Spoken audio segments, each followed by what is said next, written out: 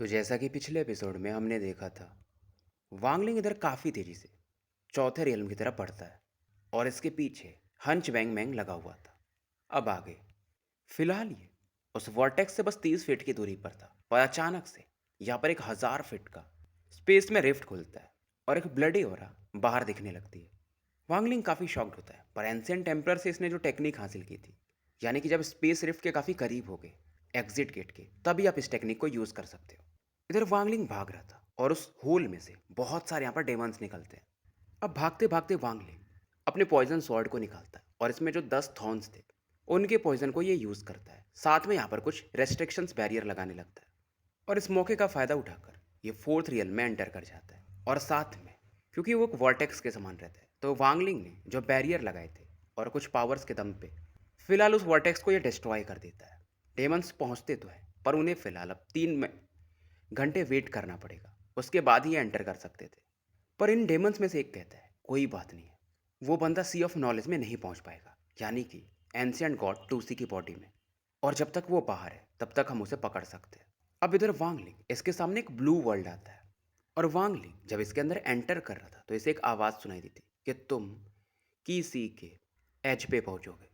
और इसने सुना भी था कि फोर्थ रियल में कोई ऑब्स्टेकल्स नहीं है, ये बेसिकली एक लोकेशन है बस। ये पहला बंदा था जो कि एंशिएंट गॉड के जोन में पहुंच चुका था। और इस दौरान वांग लिंग कैलकुलेट भी करता है कि पहले इसे बस 2 ही डेमन दिखे थे, एक हंचबैंग मैंग और दूसरा वो जो एक सोल डेवोरर टाइप बन रहा था। और शायद वो जो सोल डेवोरर था उसी की वजह से यहाँ पर बहुत सारे लोग आए थे। फिलहाल ये पीस ऑफ जेड निकालता है और इसके थ्रू टनल्स बना सकते थे, ऐसा इसे एंसेंट एम्परर ने बोला था। अब इन जेड पीसेस को बनाने में इसका काफ़ी टाइम जा रहा था और साथ में स्पिरिचुअल ऑरा भी। और वांगलिंग को ये चीज़ रियलाइज़ होता है कि अगर ये ज़्यादा अपनी स्पिरिचुअल एनर्जी यूज़ किया तो इसका कोर ये ब्लास्ट कर सकता है। पर वांगलिंग अभी डिसाइड करता है कि यहाँ से ये जाएगा नहीं। टेक्निक तो ये बना चुका था कि अगर कोई भी मुसीबत है तो इस एरिया से ये निकल सकता है, पर पहले ये इस जगह को एक्सप्लोर करना चाहता था। अब इसके बाद ये हेवेंस बेड निकालता है कि अगर कोई जल्दी से आ जाए तो ये बचेगा कैसे, और ये एंटर करके देखता है। ये आराम से उसके अंदर एंटर कर सकता था। फिलहाल इन चीज़ों को कंफर्म करने के बाद यह एंशिएंट गॉड का जो सी ऑफ नॉलेज था उसकी तरफ बढ़ने लगता है। पर अभी तक ये पहुंच नहीं पाया था, हालांकि इसे डुआनमू वगैरह ने बताया था कि एंशिएंट गॉड की बॉडी काफ़ी बड़ी है, इवन शायद एक प्लेनेट से भी बड़ी है। वांगलिंग आगे बढ़ रहा था और ये फील करता है कि इसके बॉडी के अंदर जो की है वो काफ़ी वायलेंट होते जा रही है और मानो उसकी स्पिरिचुअल एनर्जी इस समय काफ़ी एक्साइटेड थी। अपने डिवाइन सेंस से ये थोड़ी दूर पर कुछ ब्लू की के वेव्स फील करता है और इन्हें देखते ही ये समझ जाता है कि इन्हीं की वजह से इसके अंदर का जो स्पिरिचुअल एनर्जी है वो वायलेंट हो रहा है। वांगलिंग फिलहाल इस डायरेक्शन से पलट जाता है, पर ये की वेव भी इसको फॉलो करती है। अब ये तुरंत ही हेवन डिफाइंग बीट को निकालता है और यहाँ से गायब हो जाता है। अब ये जो की वेव थी थोड़ी देर यहाँ पे रुकती है, फिर यहाँ से निकल जाती है। वांगलिंग फिर से बाहर निकलता है और आगे बढ़ने लगता है। इधर सीन शिफ्ट होता है और डेविल लॉर्ड को दिखाया जाता है जो कि जो थर्ड रियल्म का एग्जिट था उससे अभी 1000 फीट की दूरी पर थे और इनका पूरा बॉडी खून से सना हुआ था और इन पर लगातार बहुत सारे वॉन्डरिंग सोल्स अटैक करते जा रहे थे। डेविल लॉर्ड ये चाह कर भी कुछ कर नहीं पा रहे थे और इन्हें लगता है कि इनका जो नासेंट सोल है उससे भी ये सोल्स वगैरह खा जाएंगे। पर इसी दौरान इनके पास वो जो स्केलेटन था उसमें गोल्डन लाइट चमकती है और डेविल लॉर्ड को प्रोटेक्ट करने लगती है। अब जो भी सोल्स इनके बॉडी से चिपके हुए थे इस ऑरा के कारण भागने लगते हैं। इन्हें भी समझ में नहीं आता मतलब ये हुआ क्या। फिलहाल ये एग्जिट गेट की तरफ बढ़ने लगते हैं और इस दौरान काफ़ी करीब पहुंचने के बाद डेविल लॉर्ड यहाँ पर कुछ हैंड सील्स बनाते हैं और ये वही टेक्निक बना रहे थे जो एंशिएंट टेम्परर ने वांगलिंग को बताया था। और इस टेक्निक को बनाने के लिए ये एक आर्म बोन का यूज़ कर रहे थे। ये वही इनहेरिटेंस ट्रेजर है जिसके लिए वांगलिंग एंशिएंट टेम्परर से पूछ भी रहा था। और इन्होंने इस हड्डी को वो जो इनके पास स्केलेटन था यानी जो बच्चा था उसके अंदर फ्यूज़ कर दिया था, तो किसी को इसका शक भी नहीं हुआ था। और ये डिसाइड भी करते हैं कि इस थर्ड रियल में बोले तो इस पूरे एरिया में ही ये कभी आना नहीं चाहेंगे। डेविल लॉर्ड यहाँ से गायब हो जाते हैं और जैसे ये गायब होते हैं यहाँ पर स्काई डेविल मैजिशियन यानी इनके टीचर आते हैं और काफ़ी खुश दिख रहे थे कि मेरे डिसाइपल तुम फेल मत होना, तुमको बचाने के लिए मैंने ये सीक्रेट आर्म भी तुम्हें 1000 साल पहले दिया था। इधर वांगलिंग को दिखाया जाता है अब ये आगे ना बढ़ करके ऊपर की तरफ जा रहा था और अगर इसका डिवाइन सेंस तगड़ा नहीं होता, क्योंकि ये पूरा एरिया ही मानो स्पेस हो अलग सा, तो इसे पता भी नहीं चलता कि ये है कहाँ पर। और आसपास की चीज़ें एकदम एग्जैक्टली सेम ही दिखती हैं। और इस ट्रैवलिंग के दौरान इससे लगातार की वेव्स मिलती रहती हैं और हेवन डिफाइंग बीट का यूज़ करके ये उनसे बच जाता था। और वांगलिंग एक ही चीज़ सोच रहा था कि की वेव्स शायद एंसेंट गॉड की बॉडी से ही आ रही होंगी, पर वो तो मर चुके हैं, फिर इतना पावरफुल ऑरा कैसे? ये आगे तो बढ़ रहा था, पर इन चीज़ों पर ये पैनी नज़र बना के था। वांगलिंग अचानक से रुकता है और किसी डायरेक्शन में देखता है, क्योंकि ये समझ गया था कि शायद डेविल लॉर्ड भी यहाँ पर आ चुके हैं। इधर डेविल लॉर्ड फोर्थ रियल में आने के बाद काफ़ी एक्साइटेड थे, और यहाँ पर आने के बाद जो ऑरा ये एब्जॉर्ब करते हैं, ये फील करते हैं इनका सोल, जो कि काफ़ी डैमेज हो गया था उन वांडरिंग सोल्स की वजह से, ये रिकवर कर रहा है। और फिलहाल ये इस ऑरा को लगातार यहाँ पर एब्जॉर्ब करने लगते हैं। पर वहीं दूसरी तरफ स्काई डेविल को दिखाया जाता है, जो कि मन ही मन कह रहे थे, अच्छी बात है और एब्जॉर्ब करो, हमारा प्लान तुम्हारे ऊपर ही टिका हुआ है। और ये एक वियर्ड स्माइल था, और ये फिर से कहते, मतलब मुझे पहले लगता था कि तुम्हारी जिद हमारे प्लान को बिगाड़ सकती है, पर मुझे अब ये लगता है कि तुम्हारी जिद हमारे प्लान को सक्सेसफुल भी कर सकती है। अब यहाँ पे जो डेविल लॉर्ड था, जो 6 डिज़ायर्स वाली टेक्निक ये प्रैक्टिस करता था, अब ये एक एक करके सभी को यूज़ करता है, जैसे rash desire, pleasure desire, jealousy desire, obsession और फियर डिज़ायर। और जब ये ऑब्सेशन डिज़ायर उसको एब्जॉर्ब करने लगता है, तो इसकी बॉडी अलग ही चेंज होती है। बेसिकली फ़िलहाल ये एंशिएंट गॉड के जो डिज़ायर्स थे, क्योंकि हर एक इंसान के अंदर 6 डिज़ायर्स होते हैं, ये उन्हें एब्जॉर्ब कर रहा था। और दूर खड़े स्काई डेविल मैजिशियन इसे देखकर काफ़ी खुश होते कि इसने मेरा काम पूरा कर दिया। इधर वांगलिंग को दिखाया जाता है, जो कि हेवन डिफाइंग बीट के अंदर छिपा हुआ था, और जब से ये कोर फॉर्मेशन के मिड फेज में गया था, हेवन डिफाइंग बीट को ज़्यादा अच्छा समझने लगा था। और जो भी चीज़ें बाहर हो रही थी, जैसे डेविल लॉर्ड क्या कर रहा है, ये सब चीज़ों को देख सकता था। और वांगलिंग इसलिए छिपा हुआ था कि जब डेविल लॉर्ड यहाँ से चला जाएगा तभी ये निकलेगा, क्योंकि अगर दोनों टकराएं तो वांगलिंग मारा जाएगा। और वांगलिंग इसके टेक्निक को जानता था कि ये तो 6 डिज़ायर्स को एब्जॉर्ब कर रहा है, पर ये थोड़ा जल्दी नहीं हो रहा है, और इतना आसानी से कैसे? ऐसा लग रहा था मानो सभी चीज़ इसके लिए ही प्रिपेयर किया गया हो। इधर डेविल लॉर्ड ये फील करता है ये पहले से बहुत पावरफुल हो चुका है। इसका जो टेक्निक था मिस्टीरियस स्काई डेविल कल्टीवेशन, वो हाई लेवल पे एकदम पहुंच चुका था, यानी कि परफेक्शन पे। और ऐसा कहा जाता है कि जब इंसान अपने 6 डिज़ायर्स को पूरा कर लेता है, तो वो सामने वाले का लाइफ और डेथ को भी कंट्रोल कर सकता है। पर तभी अचानक से डेविल लॉर्ड को कुछ गड़बड़ लगता है और उसका चेहरा बदलने लगता है। ये देखते हैं कि इसकी तरफ स्काई मैजिशियन बढ़ रहे हैं, और आते ही हंसते हैं कि बहुत अच्छे मेरे डिसाइपल, मैं तुम्हें थैंक्स बोलना चाहूँगा। वांग लिंग स्काई डेविल मैजिशियन को देखता है, जो कि हंचबैंग मैंग के जैसे ही दिख रहे थे, डेमन के जैसे। और वांगलिंग को समझ में आ जाता है कि ये डेविल के टीचर हैं, डेविल लॉर्ड के। अब यहाँ पर डेविल लॉर्ड, क्योंकि ये जानता था इसके टीचर अब डेमन बन चुके हैं, तो ये एक टेक्निक यूज़ करता है, स्पिरिट ऑफ डिज़ायर, और एक अटैक स्काई डेविल मैजिशियन की तरफ बढ़ा देता है। स्काई डेविल मैजिशियन भी सेम टेक्निक यूज़ करते हैं, स्पिरिट ऑफ डिज़ायर। अब जब दोनों के टेक्निक्स एक दूसरे से टकराते हैं, तो स्काई डेविल मैजिशियन इनके चेहरे पर एक अलग स्माइल था। स्काई डेविल मैजिशियन यहाँ पर कुछ हैंड साइंस बनाते हैं और बोलते हैं, use the bone as the guide.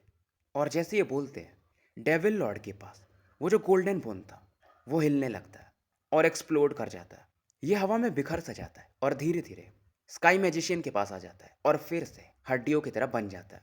अब इधर वांगलिंग समझने लगा था कि ये सब पूरा प्लान स्काई मैजिशियन का है, और स्काई डिज़ायर डेविल लॉर्ड का यहाँ पर कट गया है, यानी कि स्काई डेविल मैजिशियन इसका प्लान काफ़ी लंबा है। इधर डेविल लॉर्ड भी समझ चुका था, ये पीछे हटने लगता है। इसे समझ में आ जाता है ये बो नाम जिसकी मदद से यहाँ पर अभी ये पहुँचा है, ये सब स्काई डेविल मैजिशियन का है। मतलब अभी भी उनका उस पर कंट्रोल है। जो 1000 सालों से डेविल लॉर्ड ने कनेक्शन बनाया था, वो अब टूट चुका था। इधर devil magician, sky devil magician ये रुकते नहीं हैं, एक और टेक्निक यूज़ करते हैं कि use desire as a sword. अब जो 6 डिज़ायर्स थे, ये एक इंसान का शैडो बनाने लगते हैं, और वही डेविल लॉर्ड ये भाग रहा था। और जो शैडो बनता है मानो डेविल लॉर्ड की बॉडी में मर्ज हो जाता है। अब ये भागता भी है, तो जितना भी भागे डेविल मैजिशियन के सामने ही प्रकट होता है। और डेविल मैजिशियन रुकते नहीं है, ये एक और टेक्निक यूज़ करते हैं कि इस बंदे का ब्लड यूज़ करो और इसकी बॉडी को सेक्रीफाइस कर दो। इसकी वजह से डेविल लॉर्ड यहाँ पर ब्लीड करने लगता है, और चाह कर भी डेविल लॉर्ड यहाँ पर कुछ कर ही नहीं पा रहा था, मानो इसका बॉडी पर इसका ही कंट्रोल ना हो। अब ये ब्लड को इकट्ठा करता है और बोलता है कि इस बंदे का कल्टीवेशन यूज़ करो, इसके 6 डिज़ायर्स को यूज़ करो, और एंशिएंट गॉड 2C जहाँ पर रेस्ट कर रहे हैं उस जगह को खोल दो, क्योंकि यहाँ पर ये 4000 सालों से डेविल मैजिशियन इसी चीज़ का वेट कर रहा था। 1000 साल पहले ये तीसरी बार आया था या चौथी बार, उसके पहले भी ये यहाँ पर कई बार आ चुका था। और जब ये पहली बार ही आया था, तो ही ये चौथे रियल में पहुंच चुका था, और यहीं पर इसे ये आम बोन मिला था।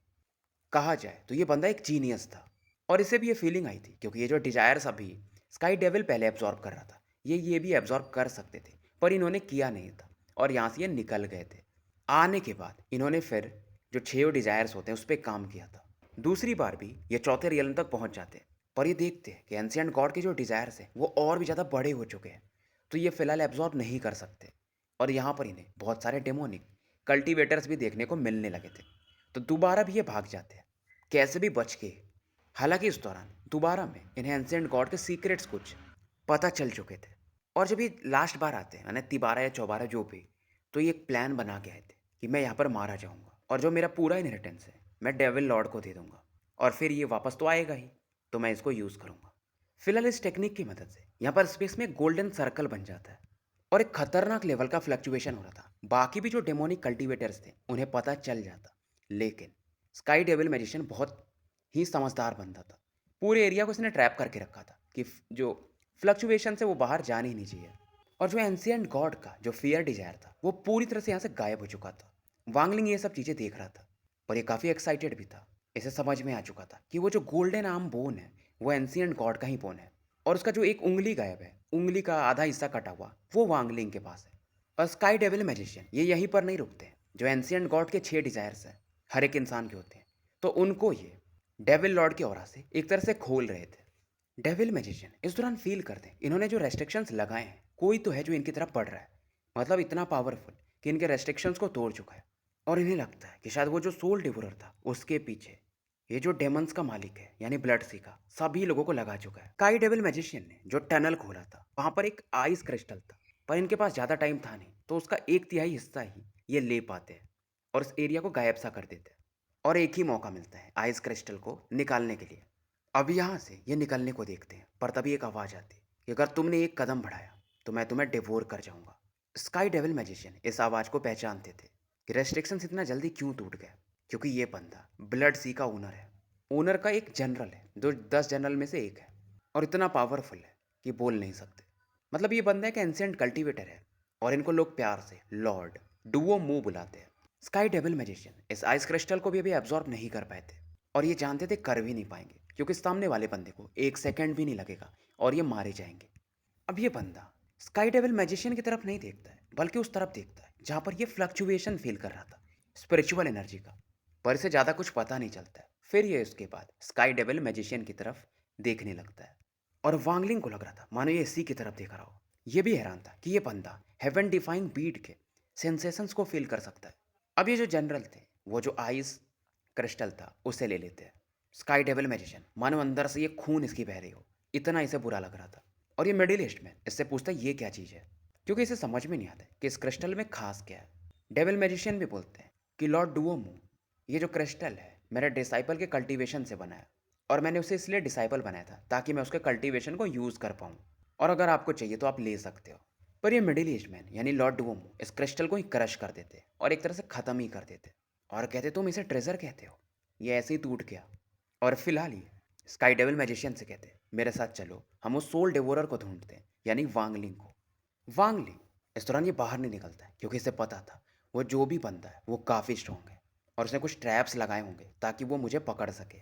इधर वांगलिंग की नज़र उस क्रिस्टल्स पे पड़ती है जिसे उस बंदे ने क्रश किया था, वो चमक रहे थे और फिर से आइस क्रिस्टल में ही बदल जाते, मतलब हवा में उनका अंश था। और जब ये लोग चले जाते तो फिर से वो एक दूसरे में जुड़ जाते हैं, और यहाँ पर फिर से गोल्डन सर्कल बनता है, और वहाँ पर एक सक्शन फोर्स था यानी जो कोई भी चीज़ को अंदर खींच सकता है, वो उस चीज़ को यानी आइस क्रिस्टल को अंदर खींचने लगता है। अब वांगलिंग सोचता है और हेवन डिफाइंग बीट से बाहर निकलता है और आइस क्रिस्टल को लेने जाता है। वांगलिंग काफ़ी तेज़ी से जाता है और आइस क्रिस्टल को पकड़ भी लेता है और यहाँ से भागने लगता है। वांगलिंग हैरान था क्योंकि इस चीज़ को ये अपने बैग में रखना चाहता था, पर ये बैग में आता भी नहीं है। वांगलिंग के दिमाग में एक अलग ख्याल आता है और इस क्रिस्टल को ये अपने फोर हेड पर लगाने लगता है, और ये क्रिस्टल अपने आप वांगलिंग के अंदर चला जाता है। पर न तो इसका स्पिरिचुअल एनर्जी बढ़ता है न तो इसका सोल एनर्जी, और वांगलिंग इस क्रिस्टल को कहीं ढूंढ भी नहीं पाता है, मतलब इसकी बॉडी में तो गया पर मानो गायब सा हो गया था। अब ये आगे बढ़ने का सोचता है सी ऑफ नॉलेज की तरफ यानी एंशिएंट गॉड का जो स्पेस है, पर तभी इसका सर दुखने लगता है हल्का हल्का। ये दर्द गायब होता, फिर अगली बार वाला जो दर्द आता वो बढ़ते जाता। अब ये चाह रहा था कि हेवन डिफाइंग बीड में एंटर कर जाए, पर इसका कंट्रोल ही नहीं था इसके स्पिरिचुअल एनर्जी पर। फिलहाल ये जहाँ पर था वहीं पर बैठ जाता है और ये फील करता है, मतलब हर एक इंसान का सी ऑफ नॉलेज होता है। तो उसके अंदर में एक ब्लू लाइट इसे दिखाई देती है और वहीं से ये पेन आ रहा था। चाहे वांगलिंग का माइंड कितना भी स्ट्रांग था, ये उसे ब्लॉक नहीं कर पा रहा था।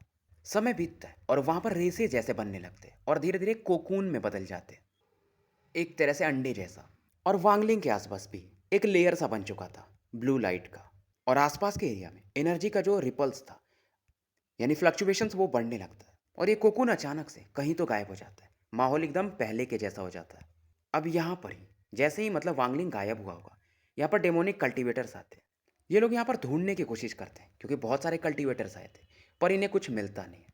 तो स्टोरी यहीं समाप्त करते हैं और मिलते हैं फिर कल एक नए वीडियो के साथ। और गाइस, ज़्यादा से ज़्यादा लाइक और सब्सक्राइब करो। व्यूज़ 2000 के ऊपर जाने चाहिए, तभी मैं ये वीडियो डालूंगा।